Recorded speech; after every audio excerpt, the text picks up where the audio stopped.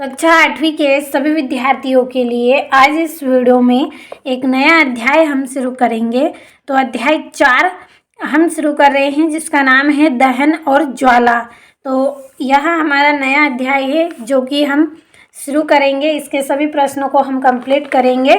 पिछले बाकी वीडियो में हमने पार्ट 5 पढ़ा था पौधे एवं जंतुओं का संरक्षण। तो उसके जितने भी प्रश्न आपको पढ़ाए गए हैं सभी आपने कंप्लीट कर लिए होंगे।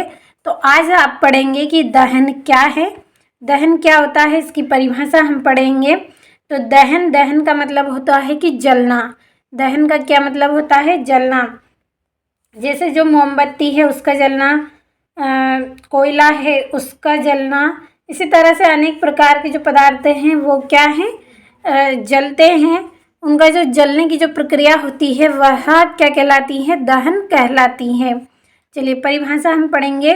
वह रासायनिक प्रक्रम जिसमें पदार्थ ऑक्सीजन से क्रिया कर ऊष्मा देता है दहन कहलाता है।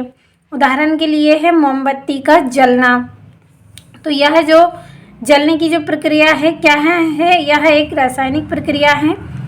प्रक्रम का मतलब है कि एक प्रक्रिया। तो वह रासायनिक प्रक्रिया जिसमें पदार्थ क्या है? ऑक्सीजन से अभिक्रिया करके, देखिए कोई भी पदार्थ जलता है तो वो उसमें जो हवा होती है, जो ऑक्सीजन होती है, उसकी उपस्थिति होती है जब जाकर ही कोई पदार्थ जलता है। तो वह पदार्थ क्या करेगा? ऑक्सीजन से क्रिया करके क्या करेगा? ऊष्मा यानी कि गर्मी देता है, ताप देता है। वह क्या कहलाता है? दहन कहलाता है। उदाहरण के लिए है मोमबत्ती का जलना और कोयले का जलना। ये सभी आपने देखा है।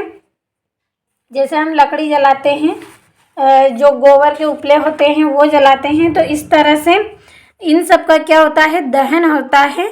इसी तरह से पेट्रोल होता है, जो एलपीजी गैस होती हैं, ये सब कुछ इसी के अंतर्गत आती है। तो समझ में आया होगा आपको दहन क्या है।